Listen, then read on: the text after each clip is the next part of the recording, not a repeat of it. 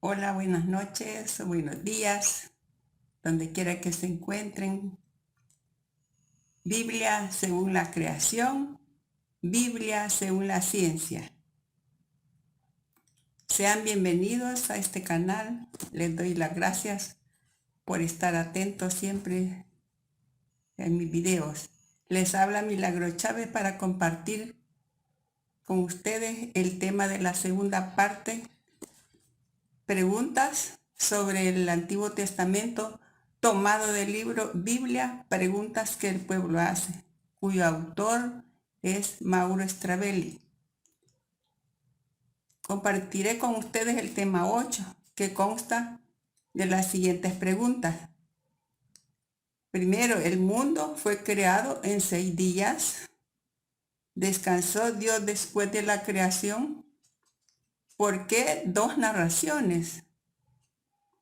¿Cómo celebrar el culto verdadero y participar de la vida religiosa si no había templo? Estas son las preguntas que en este libro pues están las respuestas, ¿verdad? Y las compartiré. Dice, tema 8.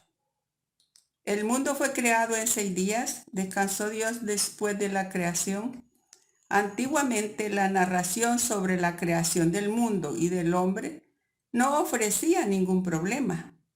Los antiguos consideraban realmente históricos los acontecimientos narrados en Génesis 1:11. En la Edad Media, la narración de la creación fue considerada como alegórica en general.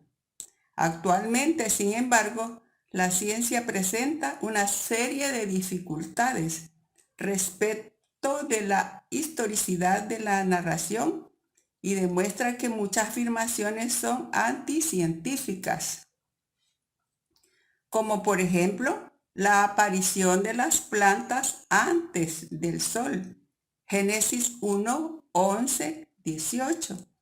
La visión bíblica y la visión científica son opuestas. Según la Biblia, la creación fue una obra perfecta. Dios vio que la luz era buena. Dios vio que era bueno. Génesis 1, 4, 10, 12, 18, 21, 25, 31. En Génesis 1, 31 se dice que Dios vio todo lo que había hecho y aquí que estaba muy bien. Según la Biblia, el hombre aparece ya hecho perfecto y feliz. Lo que acabó con este estado de perfección fue el pecado, que está en Génesis 3. Según la Biblia, sin embargo, la perfección no es propia de los orígenes. Al comienzo hay imperfección y la perfección se alcanza por evolución natural. De ahí que la perfección a la que se refiere la Biblia solo puede ser alcanzada posteriormente. En ese sentido, el pecado relatado en la Biblia en Génesis 3 como caída de un estado de perfección anterior es considerado por algunos no como error o pecado, sino como un paso adelante en la búsqueda de la perfección. El hombre quiso conocer más, saber más, acercarse a la libertad total.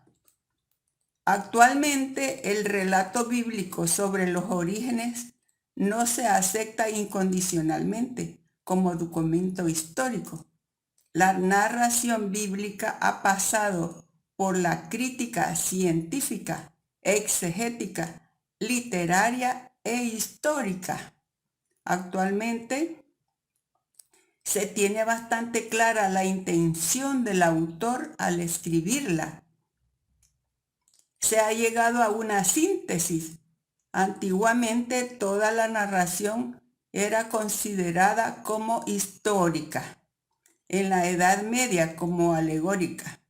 Actualmente sabemos que es una narración esencialmente teológica, basada en las tradiciones del pueblo, en la cultura del Antiguo Oriente y principalmente en la fe. Sin embargo, muchos hay que juzgan apresuradamente la narración bíblica de entonces con los criterios científicos de hoy y atribuyen a la Biblia errores que no cometió, pues ella no quiso hacer ciencia sino teología. Desconocer esto y juzgar al autor bíblico como anticientífico es cometer un error mayor que el que se le atribuye. Sabemos igualmente hoy, de manera cierta, que la narración bíblica de los orígenes del mundo y del hombre no es un relato religioso exclusivo del pueblo hebreo. Tal tipo de relato hace parte de los escritos religiosos de muchos pueblos pertenecientes al contexto sociocultural del Antiguo Oriente. Estos escritos religiosos usan una forma literaria común en la que entran el simbolismo, las imágenes, las concepciones populares, la intención del autor, la cultura del tiempo, etc. En ese contexto cultural e histórico debemos situar el relato de Génesis sobre la creación del mundo en 6 días y el descanso de Dios en el 7º. Génesis 1, 1, 2, 3. Si usted lee con atención los 2 primeros capítulos del Génesis, se dará cuenta de que la creación es narrada 2 veces. La primera está en Génesis 1, 1, 2, 4a y la segunda en Génesis 2, 4b, 25. El versículo 4 del capítulo 2 es el final de la primera narración de la creación y también el comienzo de la segunda. Por eso se divide en 4a y 4b, ya que habla de cosas distintas. La primera narración es larga, solemne, minuciosa. La segunda es simple, breve, concisa. Ambas hablan de la creación del mundo del hombre, del paraíso. ¿Por qué 2 narraciones? Porque fueron elaboradas en épocas diferentes, por personas diferentes, con intenciones diferentes, y más tarde fueron unidas en una sola narración porque se complementaban. La primera narración, Génesis 1, 1, 2, 4a, la escribió un grupo de sacerdotes y la segunda, Génesis 2, 4b, 25, fue escrita por gente de la base del pueblo. Estas 2 narraciones fueron unidas probablemente en el tiempo del escriba Esdras, siglo IV antes de Cristo, y así se formó la que tenemos hoy en día, Nehemías 8. La intención de cada grupo al componer la narración de la creación era distinta. El relato de la creación en 6 días y el descanso de Dios hace parte de la narración del primer grupo, el sacerdotal. Su intención era naturalmente religiosa y litúrgica. Los sacerdotes compusieron ese relato en el tiempo en el que los hebreos estaban en el exilio en Babilonia, 587-539 años antes de Cristo.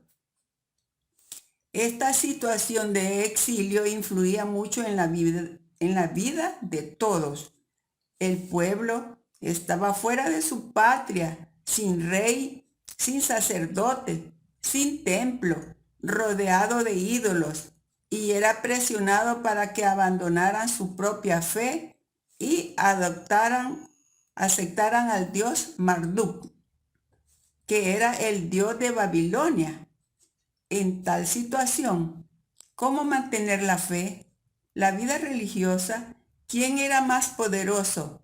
¿Marduk, el dios de Babilonia vencedora, o Yahvé, el dios liberador del pueblo vencido? ¿Qué clase de liberación era esa?